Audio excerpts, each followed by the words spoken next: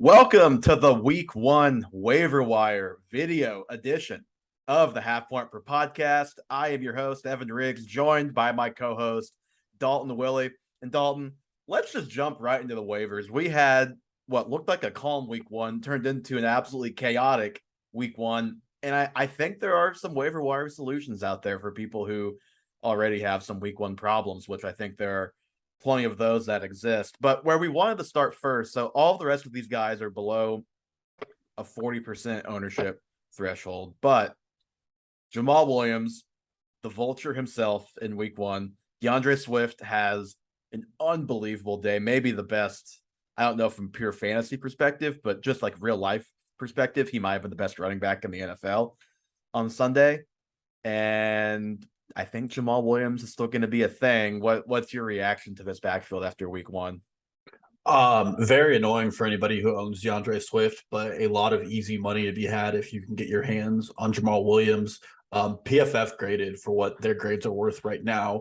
Graded DeAndre Swift as the highest back so far. Obviously, we still haven't seen Monday night. But Jamaal Williams is the goal line back, and they're still going to give him his 12 to 15 carries behind a really good offensive line that's only going to get better with two starters coming back. And Dan Campbell seems convinced that this offense cannot run through Jared Goff. So they're going to do everything they can to let I think he's right on that. I think he's right on that. Me too. Me too. So Jamaal Williams, I know he's a little above 40%, but I think there's a lot of value there, especially when DeAndre Swift does all the heavy lifting to get him into the red zone twice. Yeah, that's for sure. I think Williams is a good dart throw basically any week, but especially any week where that'd be nice if you're on the Dolphins. The Lions are in a game with a high implied over under. It gets even more juicy, obviously. He's a good player. His first touchdown run, he popped it out to the outside and he made a guy miss, and it was pretty impressive. Not as good as Swift, but he's something. Sure. I'm glad you mentioned before Monday night. We are recording this before Monday Night Football, so if anything crazy happens, that's not going to be covered in this video. If any guy emerges or there's an injury that we think somebody will then emerge from. But let's start with our number 5, Dalton, and might be a surprise name to some. It was to me because I didn't expect the roster percentage to be low enough. But Khalil Herbert, I mean, I feel like I've taken crazy pills with the Bears.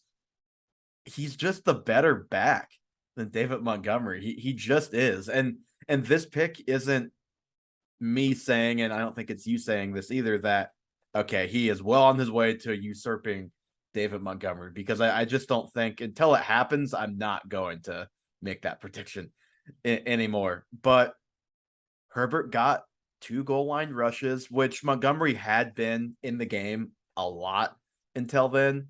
So I don't see that as a Montgomery losing playing time thing, but you do just kind of wonder if Herbert will earn more playing time week to week. The good for Herbert, he was a 0.48 EPA expected points added per play on rushing plays. Montgomery was a negative 0.49. So Herbert, in less attempts, clearly the better of the two in the rushing game. The bad is the passing game. I think Montgomery is going to probably stay the superior pass catcher and guy in the passing game of these two. But if you just look at the raw numbers, 17 for 26 for Montgomery, 9 for 45 and a touchdown for Herbert. Montgomery's going to be better than Herbert most weeks with that split. But I just want, this is my guy for me and would have been for you likely. I just want this guy on my team. The usage wasn't great week 1, obviously, but there's just a chance that he keeps carving out more of a role, I think. Yeah, well, and what I love about Herbert is, first of all, when he got those very important touches that led to the touchdown drive, it was right off of a Trey Lance pick and an immediate red zone opportunity for the Bears, and there was no consideration in putting Montgomery in kind of a win situation. This wasn't like a Herbert was getting touches in garbage time. Yeah, it's not an Isaiah Pacheco 12 carry game where CEH was the number one with a bullet for all the plays that mattered. Absolutely. Yeah, and then even his one pass, I mean, he's a negative EPA because the one pass that he got blown up and it was a negative 1 yard catch.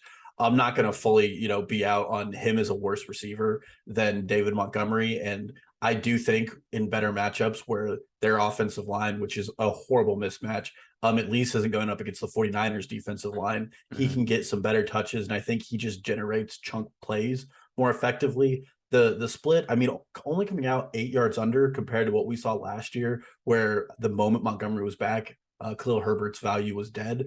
I just think he can continue to work out that role. And if Montgomery is not going to get an extension, and I do think this team's going to be a lost cause by midseason, they might want to give an extended look at Khalil Herbert. So he's an early stash and wait, especially if you have that roster flexibility. Yep, absolutely. The next guy, Josh Palmer. Dalton, I'll let you take the floor here because I think everyone who listens to us is probably more interested in your Josh Palmer take than mine. The opportunity now has presented itself. Keenan Allen is probably out at least Thursday. Don't know how much longer than that, but that's a plug-and-play start, right? We'll see. I do think the Chiefs defense is a little better, and my worries about the Chargers offense are now becoming more present. Scoring 24 points against the Raiders with no cornerbacks is concerning in my opinion. But I will say, Josh Palmer, once Keenan Allen left the game, he split snaps evenly between the slot and the outside. And that's the great thing about picking up now is he's really a handcuff for both Mike Williams and Keenan Allen. One old guy and one guy who can't seem to stay healthy. So he's going to get work if either of these guys go out. He saw all the work in 2 wide receiver sets the moment Keenan Allen left. His stat line doesn't look great. He was 4 for 4 with I think 5 yards. Yeah, I think he's 3 receptions for 5 yards. And you're kind of getting at what I was going to say is he's the ultimate trust the process guy after week 1 because the routes were there after Allen gets hurt. But if you didn't look at the stat sheet and see how often he was on the field, you would have no idea how often he was actually on the field because he was pretty much invisible out there. Yeah, well, the other frustrating thing is everybody on the Chargers was tied for 4 targets. That was the team high. So it was just a very evenly played game by Justin Herbert. I think the Chiefs probably play them a little differently than the Raiders. The Raiders are notorious for only running man. We probably run some zone, and I do think that gives Josh Palmer some ability to showcase whether or not he's a better receiver than just another guy. I like the idea of stashing him. If you're in trouble this week, he does have that boomer bust potential. Like I've said repeatedly, highest ADOT of the class last year. He's a deep threat target. He has those propensities. I do still have questions about the Chiefs defense. I mean, they just played such a blowout game that they really didn't get tested. Yeah. I think the Chargers do a little bit more of it.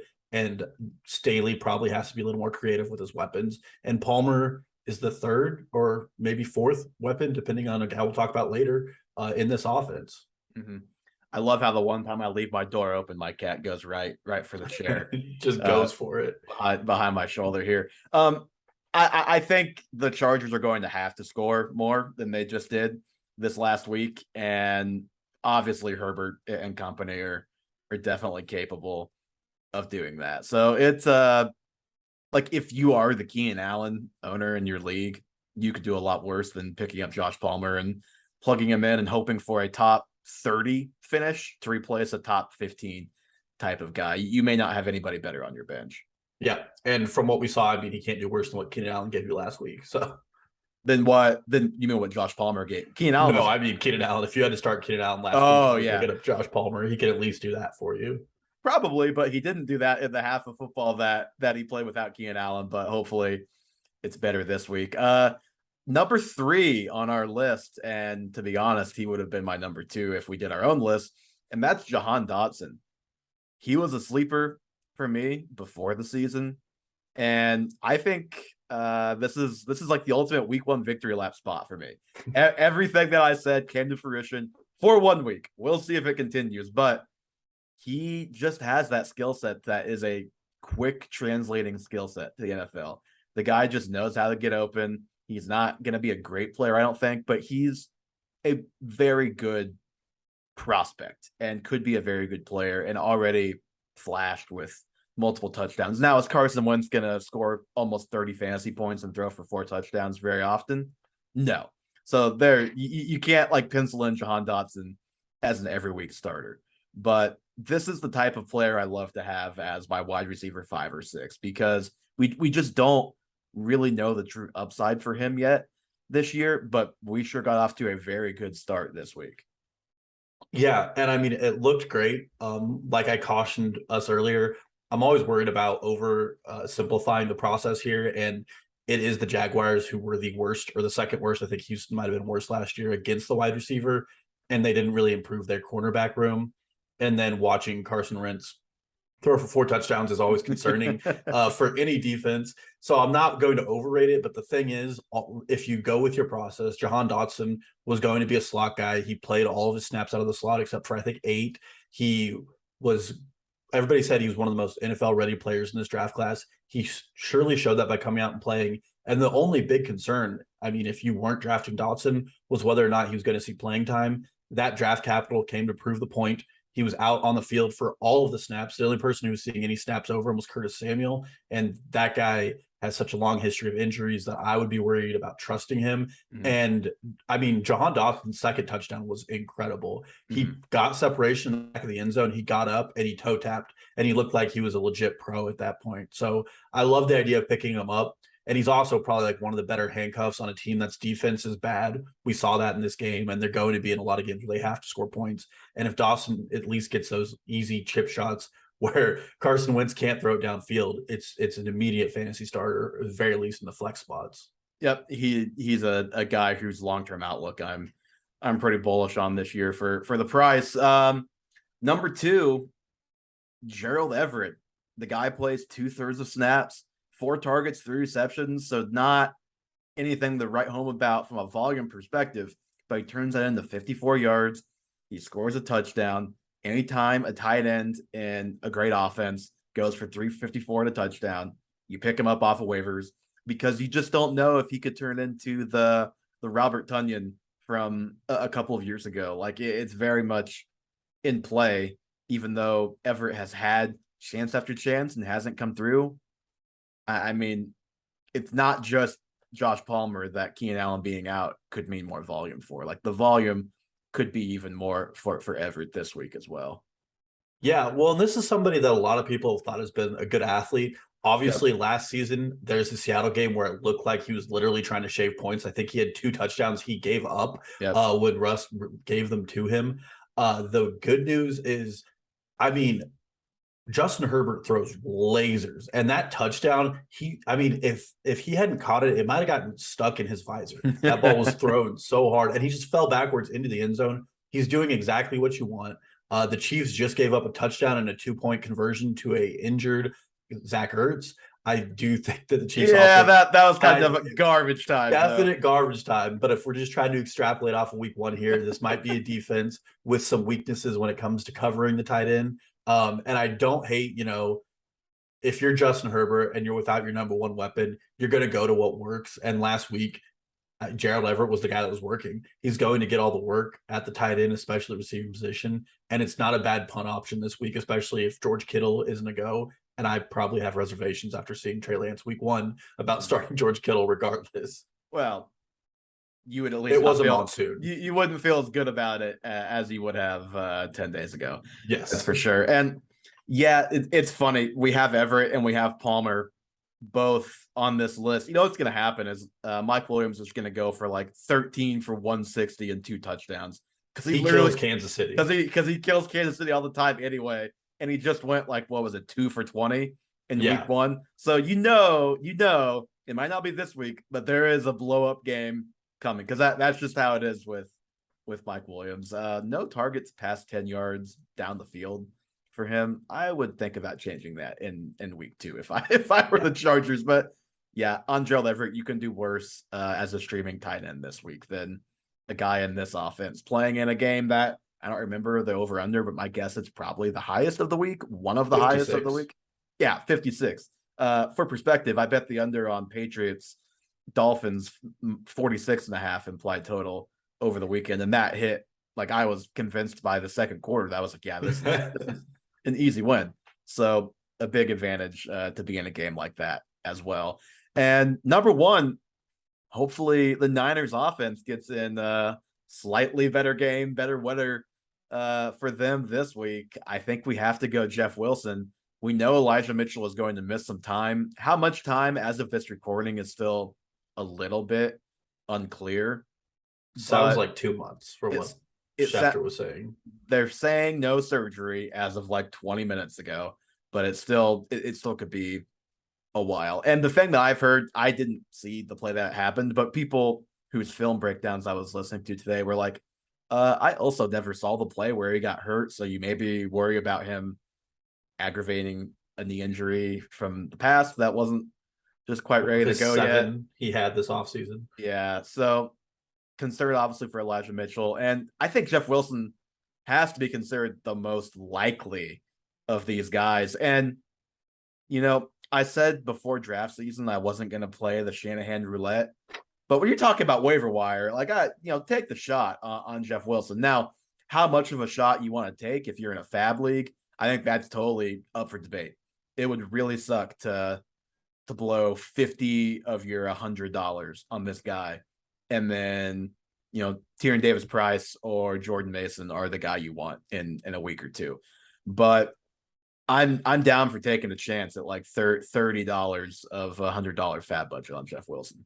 Yeah, I really like that you pointed out you're not going to blow your entire fab budget on Jeff Wilson, because I don't think it's worth it. One, we saw the 49ers were pretty committed to not letting Jeff Wilson be the lead back. Both Tyrion Davis-Price and Jordan Mason were healthy scratches, I believe, from the game. No, so Jordan Mason, I'm glad you mentioned that. Jordan Mason actually was active. I don't think he played a snap of offense. He was all special teams, and Tyrion Davis-Price was a healthy scratch. So I think I say that to say I'm not sure we can say which of those guys is number 2 right now, because Tyrion Davis-Price was a scratch, I think, because he was not going to play special teams.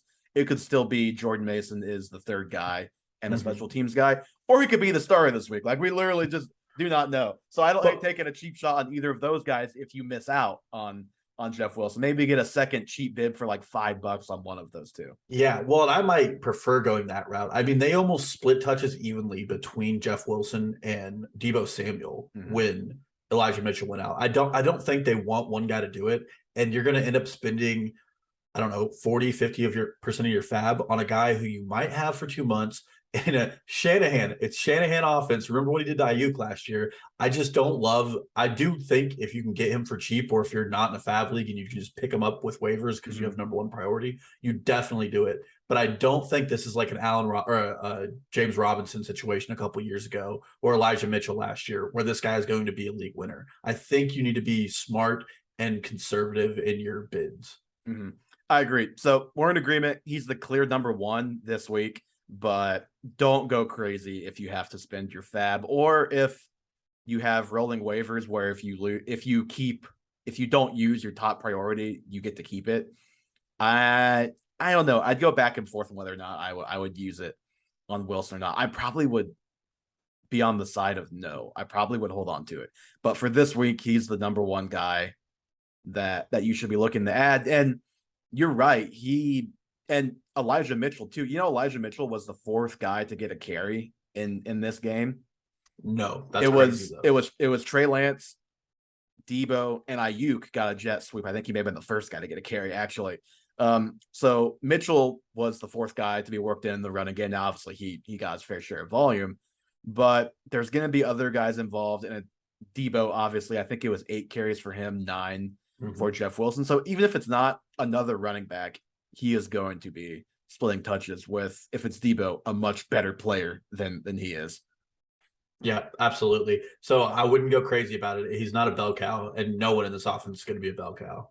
Yep, absolutely. And Dalton, I think that's going to do it for this edition of our video waiver wire podcast. I think we're going to be doing this probably rest of season. I don't know if it'll be Mondays going into Tuesdays every week. It might be maybe a Sunday night, maybe a Monday. I don't know. We don't know the schedule exactly, but I think this will be the replacement for the waivers and the newsletter. So hopefully you guys keep tuning into that. Hopefully you all had a more successful week 1 than I did playing fantasy football. And we'll talk to you guys on the podcast where, boy, we have a lot to discuss this week.